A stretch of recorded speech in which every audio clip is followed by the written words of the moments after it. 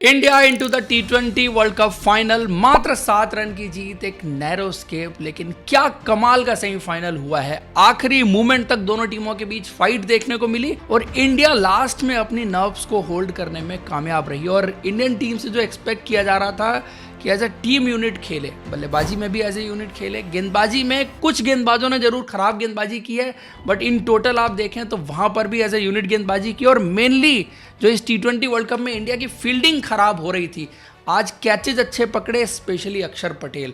और मैं कहता हूं कि जितना बड़ा कंट्रीब्यूशन आपको अक्षर पटेल का दिखेगा नहीं, आज शायद जो दोनों कैचेस थे बहुत टाइमली, बहुत क्रूशल, और जिस तरह के कैचेस उन्होंने कन्वर्ट किए बहुत ही कमाल के, आउटस्टैंडिंग। हार्दिक पांड्या का भी लास्ट वाला रन आउट जिस तरह से उन्होंने फील्ड किया, रिलीज किया, बहुत इंपॉर्टेंट टाइम पर था वो। और फिर तिलक वर्मा ने जैसे उस मोमेंट में जो कामनेस रखी, इंडियन टीम की जो मेन एक चीज़ रही कि इंडिया ने पैनिक नहीं किया। इंग्लैंड बहुत क्लोज आ गया था, उसके बावजूद भी इंडियन टीम नर्व्स को होल्ड करने में कामयाब रही। उसमें बहुत बड़ा रोल मैं कहूँगा जसप्रीत बुमराह ने जिस तरह से गेंदबाजी की, और सूर्य कुमार यादव ने भी पैनिक नहीं किया। वो ये लगे रहे कि कैसे मैं अपने बाकी गेंदबाजों को ज़्यादा से ज़्यादा रन दे पाऊँ, जिसमें उन्होंने जसप्रीत बुमराह को जल्दी ख़त्म करा दिया। जनरली क्या होता है कि यार कोई भी कप्तान होना ये सोचता है कि यार ये बहुत बड़ा रिस्क है, अगर जसप्रीत बुमराह को ख़त्म करवा दिया और ये बैट्समैन आउट नहीं हुए तो फिर ये हमारे गेंदबाजों को आड़े हाथों ले सकते हैं। लेकिन वहाँ पर जसप्रीत बुमराह ने पहले वो 6 रन का जिस तरह से ओवर डाला, फिर अर्शदीप सिंह ने भी उस ओवर में अच्छी गेंदबाजी की थी अगले ओवर में, लेकिन लास्ट 2 बॉल पे उनके छक्का चौका निकल गया था, तो मैच फिर से थोड़ा टाइट हुआ था। हार्दिक पांड्या का भी ओवर मत भूलिए, जिस तरह से हार्दिक पांड्या ने वो ओवर डाला वो भी बहुत कमाल का और क्रूशल ओवर था। और फिर शिवम दुबे, आप कहेंगे 22 रन बन गए उनके आखिरी ओवर में, भाई साहब 2 गेंदें मैटर करती थी और 2 गेंदें शिवम दुबे ने नेल करके दिखा दी। आप जो अभी तक छठा गेंदबाज बात कर रहे थे कि दुबे में वो दम नहीं है, कर सकते हैं नहीं कर सकते क्या है, वो सब भूल जाइए दुनियादारी। दुबे को पूरे मैच में गेंदबाजी भी नहीं कराई, सिर्फ 2 गेंदें मैटर करती थी और 2 गेंदें शिवम दुबे ने अच्छी डाल दी। पहली जैकब बैथल को डालनी थी और दूसरी ओबर्टन को डालनी थी, क्योंकि 30 रन थे बचाने के लिए उनके पास, 2 अच्छी गेंदें डालनी थी और उसके बाद 4 छक्के मार लो। और जो कि होता भी है, यूजुअली क्या होता है कि जब आपका टारगेट अचीव हो गया उसके बाद थोड़ा सा आप लूजन अप हो जाते हैं, जो कि हो गए, और उसके बाद उनको चौके छक्के उस तरह से लग गए। लेकिन इंडियन टीम ने आज बड़ी कमाल की क्रिकेट खेली है और ये बहुत बड़ी जीत है। मैं इसलिए भी कह रहा हूँ इस जीत के लिए कि ये बहुत बड़ी जीत है कि चेज करना इन विकेट्स पर, स्पेशली मुंबई के इस मैदान में, बहुत आसान रहा है। आईपीएल में हमने कई सालों से देख रहे हैं और मॉडर्न डे T20 क्रिकेट जिस तरह से चल रही है, तो इंडिया को पहले बैटिंग करके चाहिए ही था 250 प्लस के ऊपर का टोटल बोर्ड पर लगाना, वो जरूरी था। पार स्कोर की बात करें तो शायद 220 के आसपास का पार स्कोर था इस विकेट के हिसाब से, लेकिन इंडियन टीम ने जिस तरह से बल्लेबाजी की 250 के ऊपर गए। और मिड इनिंग में अगर आप मेरे से पूछते तो मैं कहता शायद इंग्लैंड 220-230 तक पहुंच जाए, लेकिन ये नहीं सोचा था कि 246 तक पहुंच जाएगी और मात्र 7 रन से आप जीतेंगे। देखो, अंतर एक मेंटेन रहा दोनों टीमों के बीच में through out the match. England इतना मार रही थी, लेकिन उसके बावजूद भी रिक्वायर्ड रेट जो है ना वो 13 12 पॉइंट समथिंग तो आया, लेकिन 12 से नीचे कभी नहीं आया, पूरी पारी में कभी नहीं आया। और एक स्टेज में अगर कोई 2 अच्छे ओवर डाल दे, वो रिक्वायर्ड रेट सडनली 19 पहुंच गया। जैसे जसप्रीत बुमराह ने 6 रन का ओवर डाल दिया तो सडनली वो 19 पहुंच गया था, उसके बाद वो रिक्वायर्ड रेट। तो ये एक चीज रही कि इंडिया ने टोटल इतना बड़ा लगा दिया था पहले बैटिंग करते हुए। और याद रखिए कि टॉस इंग्लैंड ने जीता था और इंडिया को पहले बैटिंग करने के लिए बुलाया था। इस यंग इंडियन टीम की खासियत ये रही है पिछले 1.5 साल में जो इन्होंने क्रिकेट खेली है। हमारा क्या था कि हम पहले जब आईसीसी इवेंट में चेज करने को मिल जाता था 160, 70, 80 तो हम चेज कर देते थे, लेकिन हमें जब पहले बैटिंग करनी पड़ जाती थी तो यही इंग्लैंड है। 4 साल पहले की बात है, 2022 ऑस्ट्रेलिया, हमने बोर्ड पे कितने रन लगाए थे और इंग्लैंड ने वही टोटल 15 ओवर में चेज डाउन कर दिया था। आज हमने इतने रन लगा दिए थे कि इंग्लैंड लास्ट तक उससे कई गुना अच्छा खेल के गई, लेकिन फिर भी 7 रन शॉर्ट रह गई। तो ये एक चेंज ऑफ अप्रोच, और जो क्रिकेट इस इंडियन टीम ने खेली है कि आप इसको पहले बल्लेबाजी भी कराएंगे ना तो बोर्ड पे ऐसा टोटल लगा देंगे कि आप चेज करते रहिए। और सबसे खास बात क्या है ना कि इनिंग में एक कैलकुलेट कुछ नहीं, जो खेल रहा है, जिसकी लग रही है वो खेलते चले जाओ। बैट्समैन हमारे पास नंबर 8 तक है और ये जो डेप्थ है बैटिंग में वो अलाउ करती है आपको कि आप फ्रीली अपना गेम खेलें, 1 बॉल एट अ टाइम, उसके हिसाब से आप खेलते हुए चले जाएं। स्कोर बोर्ड आपको बहुत ज़्यादा देखने की जरूरत नहीं है और इंडियन टीम ने वही किया। और उसमें संजू सैमसन ने एक और बड़ी ज़बरदस्त पारी खेली है।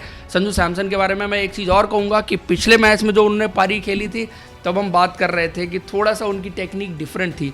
आज मुझे अच्छी चीज़ क्या लगी संजू सैमसन की, वो ज़्यादा बैकफुट प्रेस था ना, वो नहीं था। आज बहुत स्टेबल थे संजू सैमसन, वो बैकफुट प्रेस गायब था उनकी उससे। और जो हम संजू सैमसन इतने सालों से जानते हैं कि लेंथ अच्छा पिक करते हैं, स्टेबल हेड रहता है उनका, और ज़्यादा फीट मूवमेंट भी आपको उनसे देखने को नहीं मिलता। और जिस तरह का टाइम दिखता है ना उनकी बल्लेबाजी में कि बॉल अच्छा पिक करेंगे, जस्ट शॉट ऑफ लेंथ गेंद है, पिक करके 6 रन। तो वो जो बैकफुट प्रेस था वो उन्होंने एडजस्ट कैसे किया कि थोड़ा सा डीप इनटू द क्रीज चले गए और फिर उनको वो बैकफुट प्रेस की जरूरत पड़ी नहीं। और आई थिंक अभी तक आप देखो ना, पिछले 2-3 महीने में संजू सैमसन आज सबसे बेहतर बल्लेबाजी कर रहे थे, और वो फ्री फ्लोइंग बल्लेबाजी भी दिख रही थी। जिस तरह से वो चौके छक्के लगा रहे थे, जहां मर्जी वहां उन्होंने शॉट्स खेले। और इंडिया के लिए अगेन जो एक एंड से थोड़ा चाहिए कि विकेट ज़्यादा ना गिरें, और नहीं गिरा, और उन्होंने 42 गेंदों पे 89 रन की एक बहुत ही शानदार पारी खेली है। और पिछले मैच में एक पारी और इस मैच में एक पारी, 2 मैचेस संजू सैमसन ने अपनी बल्लेबाजी से जिता दिए हैं। ईशान किशन ने भी अच्छा खेला, 18 बॉल पे 39 रन। कॉम्प्लीमेंट करने के लिए आपको यही पार्टनरशिप चाहिए। 97 रन की पार्टनरशिप बनी यार दोनों खिलाड़ियों के बीच में। ऐसा देख के लग नहीं रहा था कि बहुत रन बने, बट 97 रन की पार्टनरशिप थी। फिर शिवम दुबे का मास्टर स्ट्रोक, मैंने कहा था ना कि स्पिनर्स को इंग्लैंड के खाली नहीं जाने देना, विकेट ले जाएंगे, ले जाने दीजिए। लेकिन शिवम दुबे को जो भेजा, और उन्होंने जो है ऊपर आके जिस तरह से आदिल रशीद को छक्के लगाए और लेफ्ट आर्म स्पिनर गेंदबाजी करने के लिए, तो वहाँ पर उन्होंने जिस तरह से शॉट्स लगाए, तो आई थिंक शिवम दुबे का प्रमोशन आज बहुत अच्छा स्ट्रेटजिक मूव था जो इंडियन टीम को चाहिए था। और हमने प्रियम्प्ट भी किया था कि इंग्लैंड के पास लेफ्ट आर्म स्पिनर, उन्होंने डॉसन खिला लिया आज के दिन, उन्होंने डॉसन खिला लिया, जबकि इंडियन टीम में जो है वो इतने सारे लेफ्ट हैंडर हैं। तो ये बनता था, और बहुत अच्छा मैं कहूँगा ये मूव।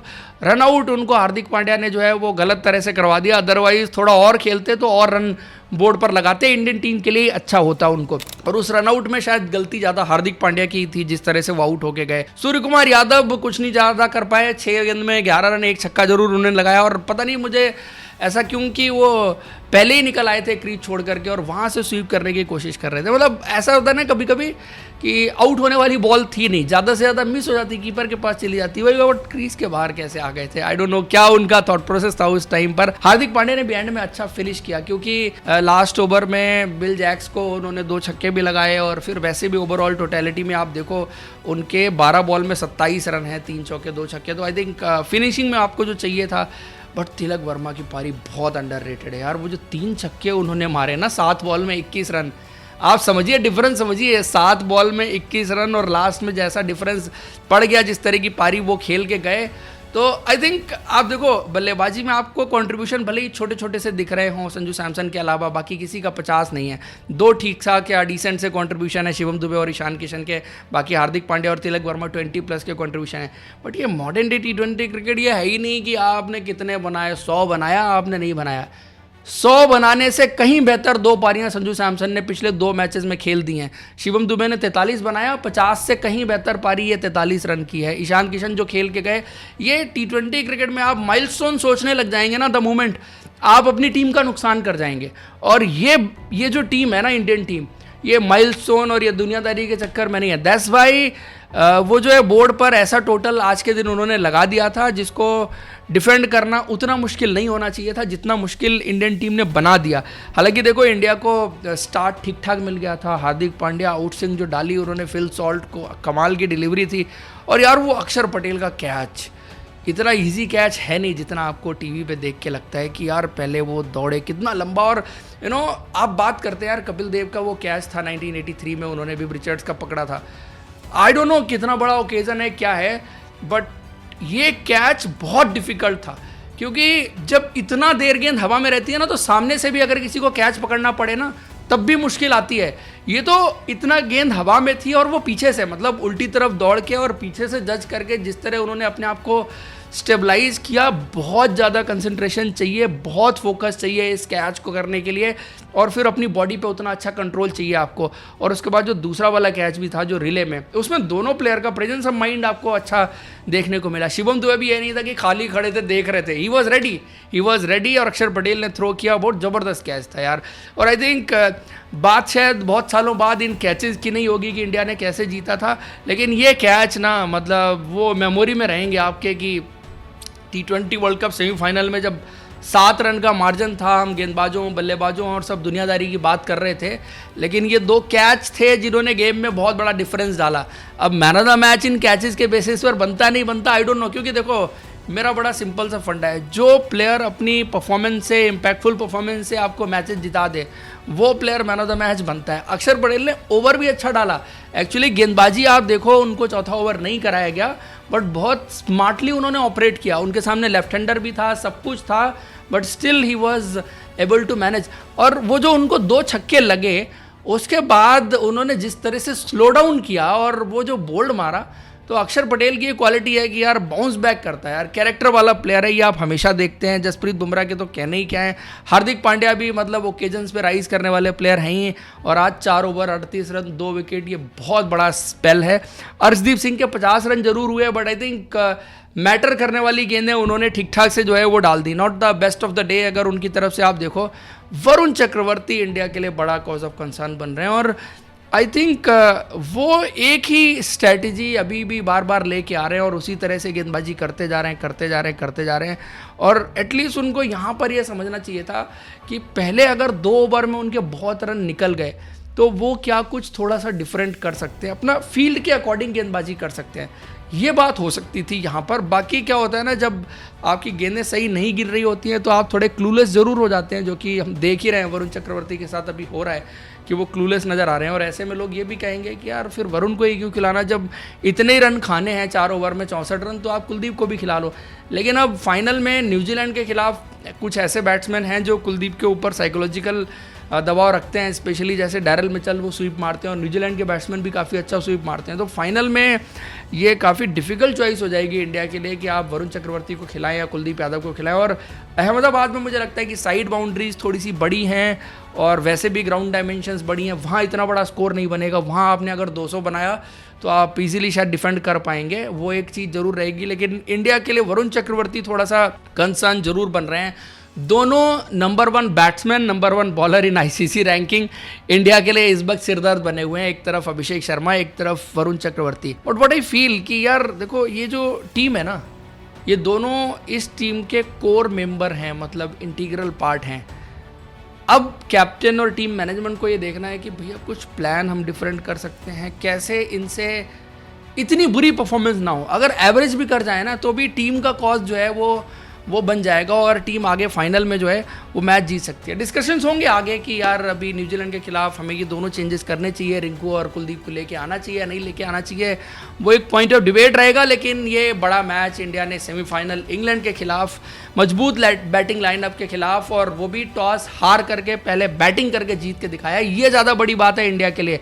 देखो यही चीज़ अगर इंडिया को मिलती तो इंडिया भी कर लेती, शायद इंग्लैंड कितना बनाती ये देखना रहता कि कितना इंग्लैंड की टीम बनाती पहले बैटिंग करके। लेकिन इंडिया ने 250 रन 253 रन बोर्ड पे लगा दिए पहले बैटिंग करके सेमीफाइनल में, ये ज़्यादा बड़ी बात है। जैकब बैथल ने एक ज़बरदस्त पारी खेली, उनको मेंशन करना इसलिए ज़रूरी है क्योंकि यंग प्लेयर, अभी रिसेंटली उन्होंने टेस्ट क्रिकेट में भी 100 बनाई थी, और बल्लेबाजी में तो है उनकी वो चीज़ दिखती है, टैलेंट दिखता है, लेकिन बड़े स्टेज पे आके इस तरह की पारी खेलना बिल्कुल काबिले तारीफ़ है और बनती है उनकी तारीफ। बाकी इंग्लैंड तो देखो ये था कि भैया खेलते जाओ, स्कोर बोर्ड का पीछा कर रहे हो, और उनके पास कोई चांस भी तो नहीं था ना, वो ये कर ही नहीं सकते थे कि थोड़ी देर संभाल लें, 4 विकेट गिर गए, मारते जाओ, लगती जाएगी, जब तक लगती जाएगी, नहीं लगेगी तो देखेंगे हार। तो वो वैसे ही गए थे जब 253 रन बोर्ड के ऊपर लग गया था, और उसमें लकीली कुछ लगी भी, लक ने भी साथ दिया थोड़ा बहुत उनका।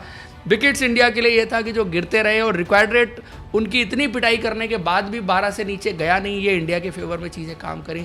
अब देखते हैं कि फाइनल में इंडियन टीम न्यूजीलैंड के खिलाफ कैसा खेलती है। और जो चेंजेस का डिस्कशन मैं कर रहा था, आप लोग कमेंट करके बताइए क्या इंडियन टीम में ये चेंजेस होने चाहिए नहीं होने चाहिए। Thank you, bye bye, see you in next video.